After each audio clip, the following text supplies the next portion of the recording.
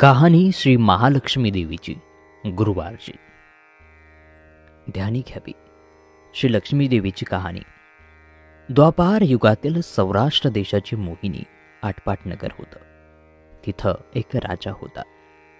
राजाचं नाव होतं भद्रश्रवा. तो शूर होता, दयाळू होता, प्रजादक्ष होता. देवा ब्राह्मणांना, साधू संतांना सुखवित होता. राजाच्या राणीचं नाव होतं सुरजचंद्रिका. ती रूपानं सुंदर होती, पण स्वभावानं गर्विष्ठ होती.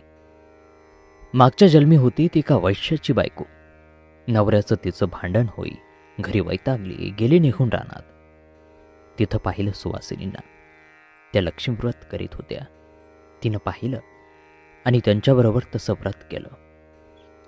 दुःख गेली, दारिद्र्य संपलं, परिस्थिती सुधारली. देवीची भक्ती करीत होती. पुढे ती मरून गेली. पुढचा जन्म स्त्रीचा झाला. पुढं भाग्य उजळलं.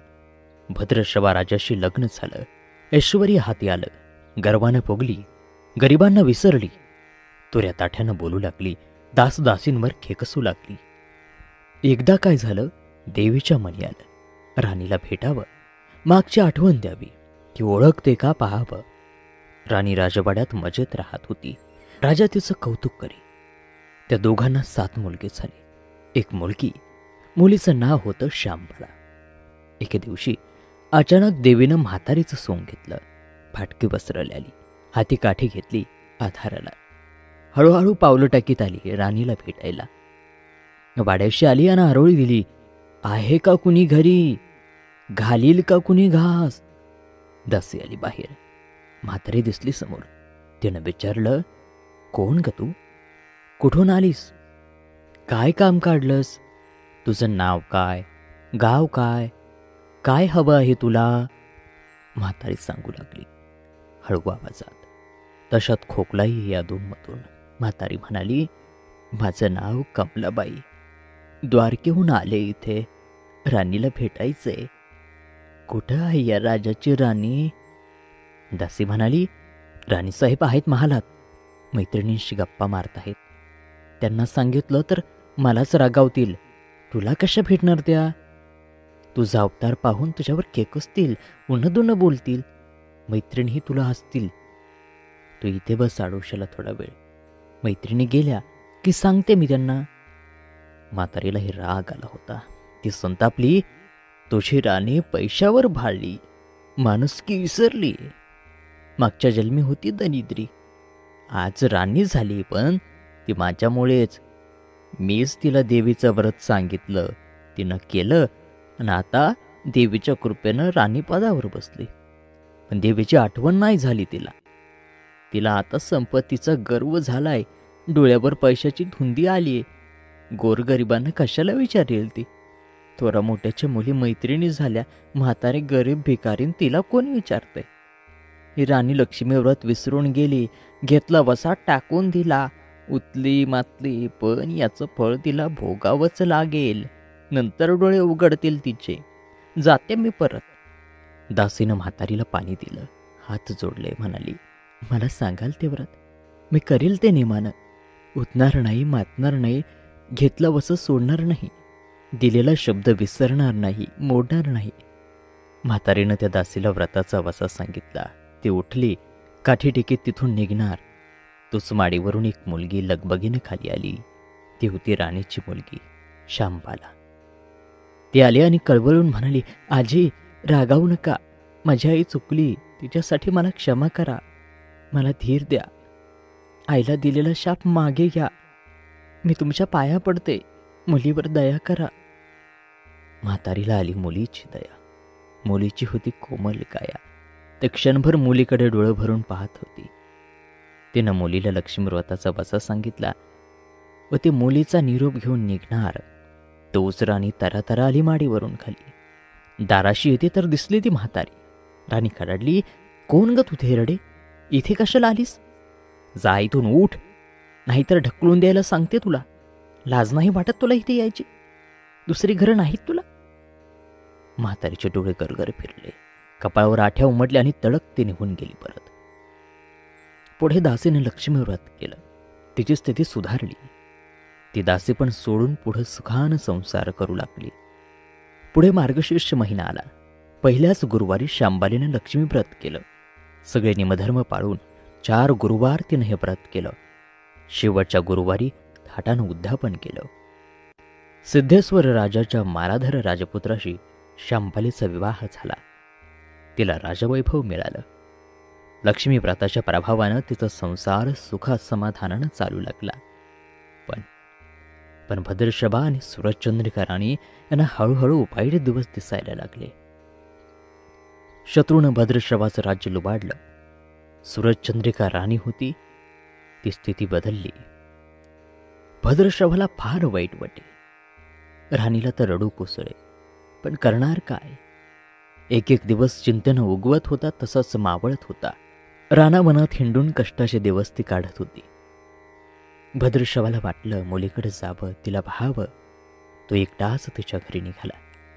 चालून चालून दमला होता. नदी तीरावरील विसाव्यासाठी थांबला.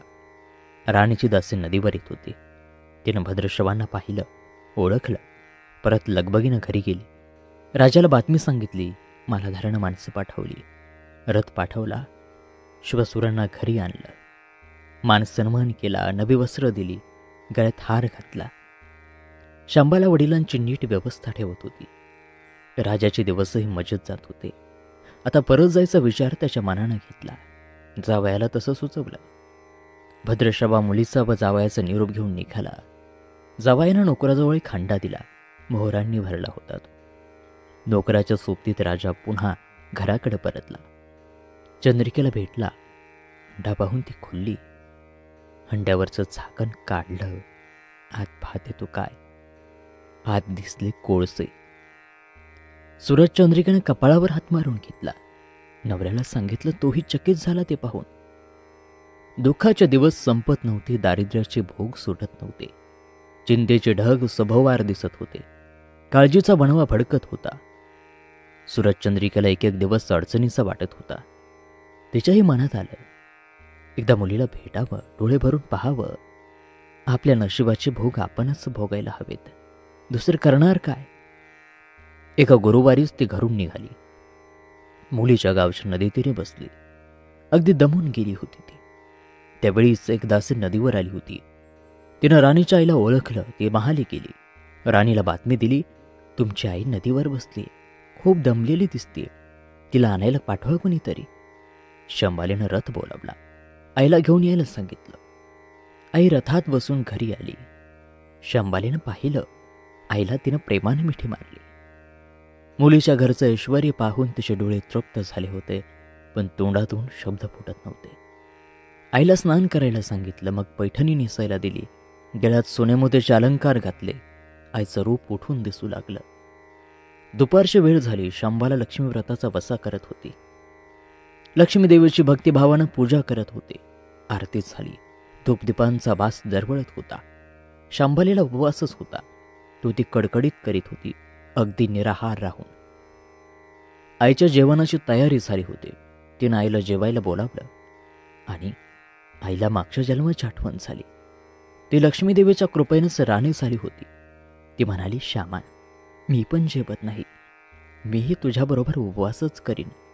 श्यामा ठीक आहे म्हणाली. मार्गशीर्ष महिनाच होता तो.